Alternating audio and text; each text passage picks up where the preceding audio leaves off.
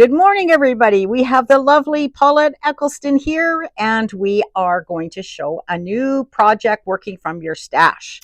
Okay, take it away, Paulette. Okay, so autumn is approaching, so I thought I would dig into my yellow, red, green, brown fabrics in my stash and put them all together in a quilt. So as I was building this, my son walked by and he said, "That looks autumny." And I thought, that's what I was looking for. There you And go. he named it Autumn Vibes, and so there you go. That was Dan. Okay, so I'm And just going to move in a little closer so we can see some of the different fabrics because Paulette yes. is such a rebel when it comes to the fabrics.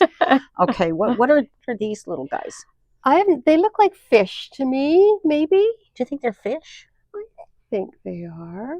They could be fish. They could be They little look tulips. fishy. I see flowers. Yep. But I do have some pumpkins down here for autumn and some orangey leaves, but then some pink flowers, crisscrosses, stripes, just modern dots. So I wasn't looking for fabric that actually had autumn motifs on it. Theme per se. Yeah. Okay. No, I was just looking for colors. That's all. Okay. So, and that is the big thing with Paulette that I've learned is that I look at the fabric and I see the color. She looks at it and she doesn't really care what the motif is. She doesn't care if it's flowers or cars or teddy bears. She looks at the color. Whereas well, you can't put teddy bears on there because it's a wedding quilt. Yeah. Paulette will. Yes, I will. Won't bother her in the least. So yeah, she's a bit of a rebel. So it's very interesting to take a look at her quilts and just see how she's put the colors together. So for this one, it's actually made with one unit, and this is the unit. The whole quilt is made with this one little unit. So here we are. And what you need for this is a background. So this light color on my quilt, I labeled the background. And so you'll need two pieces that are 4.5 by 2.5. So 2.5-inch strip, you need 4.5 inches. I actually cut my background in 4.5-inch strips and then cross-cut it into 2.5-inch pieces. And for each strip cut 4.5 wide, you will be able to make 2 of these blocks. Oh, okay. So that background will work for 2 blocks. So for the colored parts here, and I've called it contrast in the pattern, you need, again, 2.5-inch wide, one that's 6.5, and 2 2.5-inch squares. So there's what you need for each little unit. Each little unit, there are 4 of them in the block. I chose to put a different fabric in, make every unit a different fabric, because that's just my thing. And, but the color is the same, like they're all red or whatever. You have the feeling that that's all red, that's sort of all mustardy. This is green, you know, and this one is more lime green. And so, you know, you still see that particular color. And here's one that's all together. Okay, and this one is blues. So, but they're all different blues, but sort of the same sort of feeling blues. So if you use, say you're on the red block here and you used red right here and you used green right there and orange right there and blue right there, would it still work, or would it just look like a dog's breakfast? Well, this quilt, when I was making these blocks and I just actually had them everywhere, I didn't really like it that much. And I didn't really want to put sashing in it. So I put my colored colors in diagonal rows. So you can kind of see there's an orange row and a green row and then the sort of reddy orange row and then another yellow mustardy row, another green row, a sort of reddy brown, and the limey green. So I think because I put that secondary thing for your eyes to look at, it has a little bit more of a organization to it. That's more of a planned scrappy, isn't exactly. it? Yeah. Because I felt that because I had used everything from lime green to reddy brown to things that is a mix of everything, I needed to have a little more structure. You could try it and see. I actually had made quite a few blocks before I decided that I had to somehow make it a little more structured so the eye was more comfortable with it. Okay, okay, that makes sense. So we're going to make one unit, and very easy. I'm just going to take this guy down for a second. Would this be rated a beginner or intermediate, or where would you rate this at? Absolute beginner, because you are just going to add these two little squares to the end of each of these background pieces like that. Okay. And then you're going to turn one of them this direction, and you're going to put this in the center, and there's your block. There's nothing to match anywhere when you're making the little unit. And when you make the block, now I'm going to show you, each block needs 4 units. So here's my 4 units done in pink. So we've got 4 units here in pink. So they're all the same. You have to make them all exactly the same, having the square in this corner and the other square in this corner. So opposite corners with that in the center. So here's my 4 units. And the pressing, I pressed towards my colored parts here. And then these ones I pressed towards the center. Okay. So you need to do that for every block, because when you put these together, everything is going to nest. So always press that direction and then press these two this direction. Right. Now we have all 4 of these sitting here, and all I'm going to do is take this one and rotate it to the left. And I'm going to take this one down here and rotate it to the left. And there's my block. Wow, was that ever simple? Yes, nice and easy. Yeah. Easy sewing, especially you're in your stash already. You've spent time digging through it and ironing pieces and everything. So it's now a 4-patch, so you're just going to sew this one to this one here, and you press towards the little pinwheel in the center. So you're going to press towards that. The larger background. The larger rectangle, okay. Yes. And on this one, you'll be pressing this direction. Yep. And when you do that, and you actually have the next block down here, they're all going to nest with each other. So this last seam here, you can press it up, or you can press it down, or you can press it open, because you're going to be putting these like side by side. So you have this long seam here. So you need to have one going down, one going up, one going down, one going up. So you probably, on this one in particular, you do have to pay attention to your pressing. Your pressing is going to be important, because you don't have a sashing in between. That's right. The seams the blocks are going to match up with each other to a certain degree. Yeah, and as long as you do the pressing in each little unit correctly, then when you sew your block together, it's only that last seam. And sometimes when I make these, I will leave that last seam, because I might move these around a little bit and I need to go in the other way. And sometimes even what I do is I'm very careful about, like this is a very dark sort of limey kind of thing. And I had this green line going, and I thought, well, I only have this one left over. So I put the darkest one of these 4 in that line next to that one. So that could affect what the seam is here, and I might have had to turn it upside down, whatever. So sometimes I leave these until I get them laid out in rows, and then I'll do that last seam so that they all match. So you're going to make as many blocks as you need. Maybe you're just going to make a baby quilt and all you need is 9 blocks.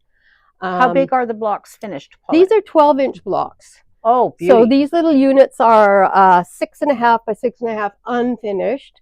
So this cut was 6.5 inches by 2.5. And these are 4.5, 2.5. So it adds up to a 6-inch block. So a nice common size that we see in lots and lots of quilts. This was a reject from the quilt. It just was too light for everywhere I was going to put it. And so I thought, okay, well, and it just goes to show that, we don't use everything sometimes we make, because, yes, I am trying to use up my stash, but I still want to have a nice quilt. Yes. Okay, and I want to zero in on this border fabric. It is gorgeous, isn't it? So this is by In the Beginning Fabrics. This is a Jason Yenter design.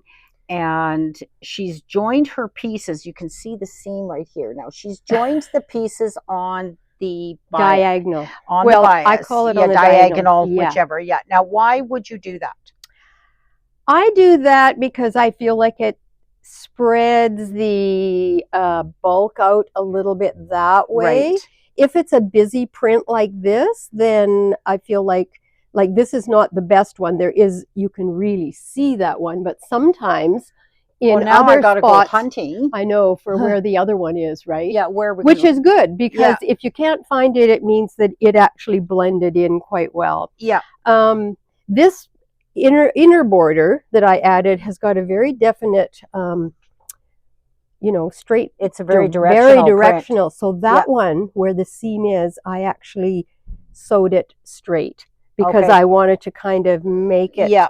seamless. But there is a seam along there on each edge, actually. Love that border fabric. Gosh, that's just perfect.